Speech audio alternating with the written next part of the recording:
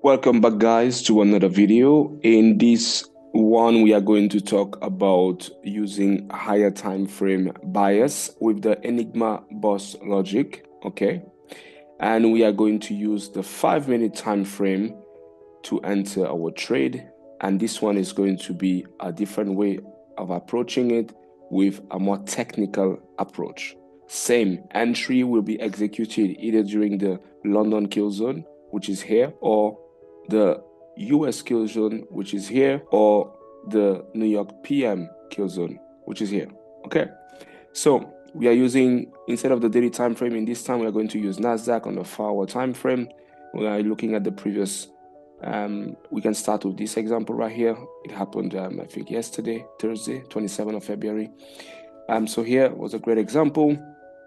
As soon as this candle body closed, then the market placed a line to tell us that that's our bearish bias and we should be looking to sell at this price, right?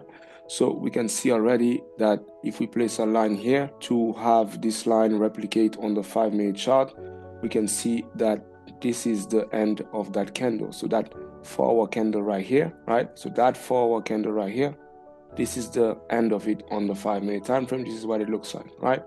That move right here, when they go back and they retest and they go down, that's the wick of that candle right here. Okay, so how do we use this? Then the first, that would be pretty much easy. The more technical approach would be to, after you identify your bias like this, you use another fractal of breakout structure here. Okay, so what do I mean? Your bias is bearish, the market comes and retests the line, right?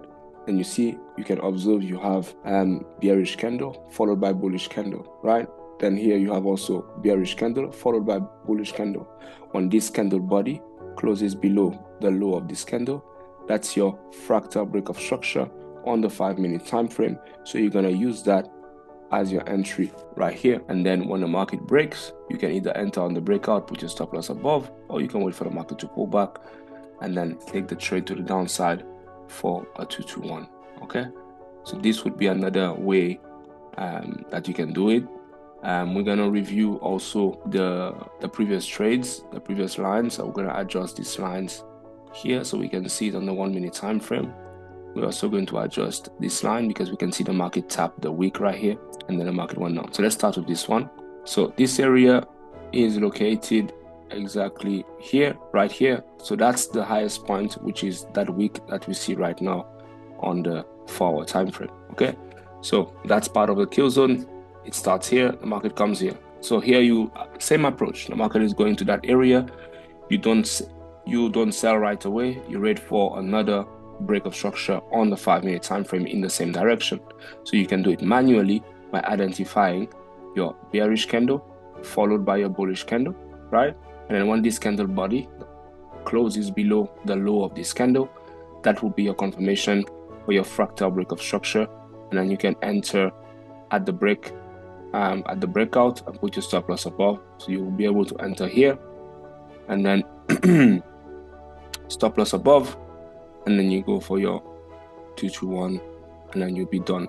Obviously, let's make it more difficult. Let's imagine that we risk 1%. We put our stop loss here, and then the spread. Because if you're doing this on CFD, it's possible that the spread will take you out. So let's say we take the stop loss here, right? So then the market creates another break of structure here, but it only breaks it here, right? But we also have another break of structure right here, right?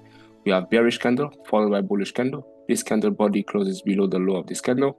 That's another fractal break of structure right here. And that area is going to give you your entry.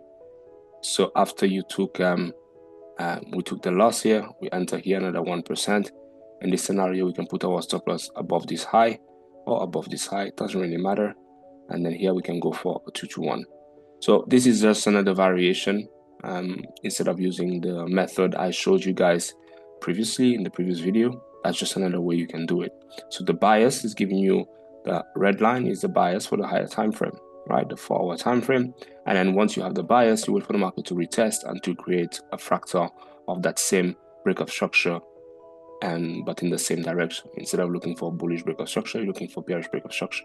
Some trades you're gonna win, some trades you're gonna lose. But again, if you keep it simple, that means if your first trade is a winner, you call it a day. Then But maximum, I would say, take 3 trades a day max, right? If your first trade is a winner, then you don't need to take 3 trades. But if your first trade is a loss, then you can try to get another trade. And if this one is a loss again, you take another trade, right? And then that's 2% loss, right? If you take another loss, then 3% loss for the day, you're done. Especially if you're trading prop firm. Then if you're trading your personal funds, then obviously it's a different approach, right? But I mean, if you're trading prop firms, then I think that's the safest way to do it.